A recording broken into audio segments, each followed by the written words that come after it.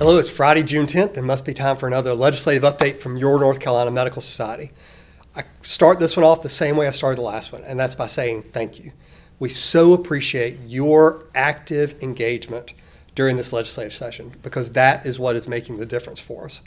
You've probably seen already that a new action alert is out about nurse independent practice, which has been included in House Bill 149. We would really appreciate it if you would take this second action and respond to it. It's a different kind of action than we've asked you before. Typically, we ask you to send an email. This one is going to link you directly by phone to your legislator to either talk to the legislator, talk to their assistant, or leave a message about your desire to make sure that they do not pass nurse independent practice this year. We've talked a little bit about House Bill 149 and how the Senate changed it around, and our focus has really been on the inclusion of the SAVE Act.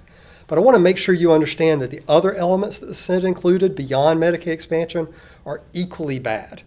The telehealth provision would leave a veto portion for the insurance companies to be able to go in and essentially deny your telehealth visit after you've already delivered it. The piece on surprise billing doesn't help patients at all. It just scares them. And if we're going to actually address surprise billing, let's do something that helps patients and doesn't scare them away from further care that they need in their local communities. In addition to that, there's a partial CON repeal. There's a formula for hospital assessment that really doesn't work properly according to the hospitals. So all of this is just extra stuff on top of something that's really good for poor people, which is Medicaid expansion for the working poor.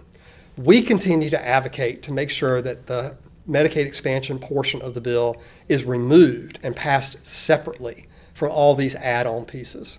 So that's something that you can add into your conversation with your legislators if you would like.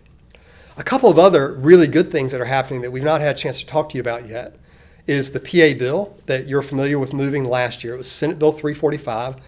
This would allow for PAs after an extended supervision period to practice independently outside of team-based care, or if they're in team-based care for things to move very similar to what they are today. This is the way that we think we should be moving forward in a collaborative fashion with our other medical professionals, unlike the SAVE Act that's out there where the nurses just want to practice separate and apart from doctors. That bill moved through the House Health Committee this week. It's on its way to its next committee hearing, and we would expect that it will be up for a floor vote in the House very soon. Also, another bill that we want to highlight for you is a budget bill that will likely not run on its own, but will be folded up into the budget discussions that happen in the next couple of weeks. And that provision would create a new Physician Fellows Scholarship Program for medical students. So instead of doing the loan repayment programs like we've talked about before, or like we do here at the North Carolina Medical Society through the Community Practitioner Program, this is a scholarship program that would pay a portion of medical students' actual tuition at the time during the 4 years of medical school with the promise that they would come back after residency and fellowship to live and work and practice here in North Carolina. So we've got lots of good things that are out there. There's lots of movement occurring.